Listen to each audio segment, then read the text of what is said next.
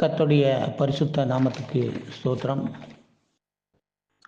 நம்முடைய ஆண்டவரும் இரட்சகருமான இயேசு கிறிஸ்துவின் நாமத்தில் உங்கள் அனைவருக்கும் என்னுடைய வாழ்த்துதலை தெரிவித்துக் கொள்கிறேன். இந்த வருடத்தில் ஜூன் மாதம் 1ஆம் தேதியை பார்ப்பதற்கு கர்த்தர் கிருபை செய்தார். அவருக்கு நாம் நன்றி சொல்ல கடமைப்பட்டிருக்கிறோம். இந்த நாளிலும் கூட நமக்கு கொடுக்கப்பட்ட கர்த்தருடைய வார்த்தை 1 பேதுருவின் புஸ்தகம் 5ஆம் அதிகாரம் அதிலே 8, 9 வசனங்களை நாம் தியானிப்போமானால்,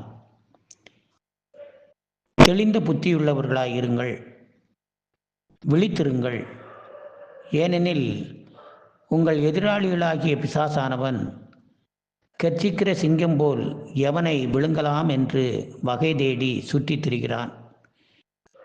விசுவாசத்தில் உறுதியாயிருந்து அவனுக்கு எதிர்த்து நில்லுங்கள்.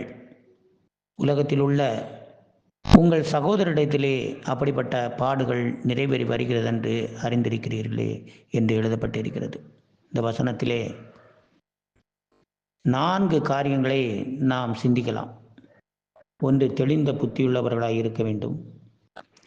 2வது, விழித்திருக்க வேண்டும். 3வது, பிசாசுக்கு விலகி இருக்க வேண்டும். 4வது, விசுவாசத்தில் உறுதியாய் இருக்க வேண்டும்.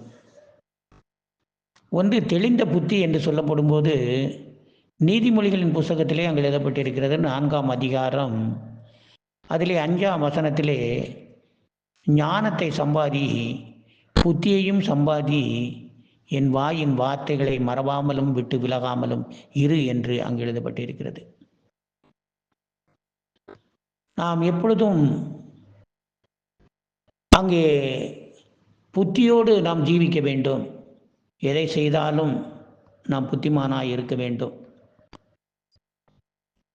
புத்தி இல்லை என்றால் நம்முடைய வாழ்க்கையிலே எதையாவது இழந்து விடுவோம், நஷ்டப்பட்டு போவோம்.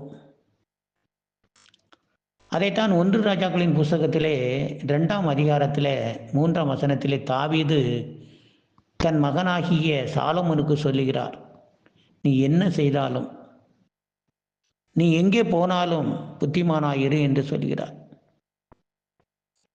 கர்த்தருக்கு உண்மையாய் இருக்க வேண்டும். புத்தியுள்ளவர்களாய் இருக்கும் பொழுது வேலையிலே நமக்கு கர்த்தர் மேன்மையை தருவார், தொழிலிலே உயர்வை தருவார். 2வது பார்ப்போமானால், விழித்திருங்கள், விழித்திருங்கள்.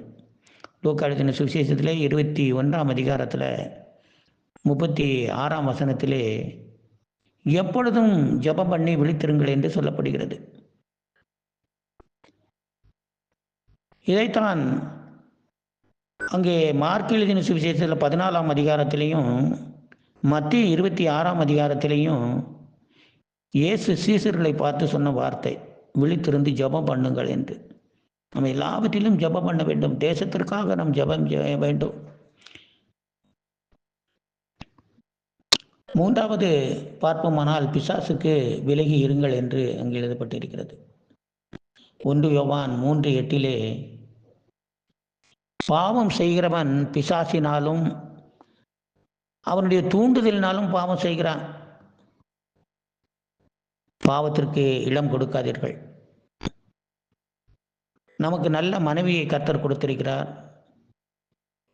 நல்ல கணவரை நமக்கு கர்த்தர் கொடுத்திருக்கிறார், நல்ல பிள்ளைகளை கர்த்தர் கொடுத்திருக்கிறார், நல்ல வேலை, நல்ல தொழிலை கொடுத்திருக்கிறார், நம்மளை ஆசீர்வதித்திருக்கிறார். எனவே பிசாசுக்கு இடம் கொடுக்காதிருங்கள், பரிசுத்தமாக வாழுங்கள். 4வது பார்ப்போமானால், விசுவாசத்தில் உறுதியாயிருங்கள். விசுவாசத்தில் நம்ம உறுதியாய் இருக்க வேண்டும். லூக்கா எழுதின சுவிசேஷத்திலே 7ஆம் அதிகாரத்தில் 2 9 வரைக்கும் படிப்போமானால், அந்த 100க்கு அதிபதியை குறித்து, அவருடைய விசுவாசத்தை குறித்து அங்கே சொல்லப்படுகிறது. அந்த விசுவாசம் நமக்கு இருக்க வேண்டும். யோவான் 14:1 அங்கே சொல்லப்படுகிறது, உங்கள் இருதயம் கலங்காமல் இருப்பதாக தேவனிடத்தில் விசுவாசமாயிருங்கள்.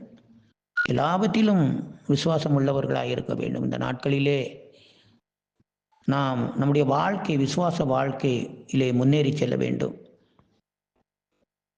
அப்பொழுது எல்லாவற்றையும் கர்த்தர் நமக்கு தந்து நம்மையும் நம்ம பிள்ளைகளையும் ஆசீர்வதிப்பார்.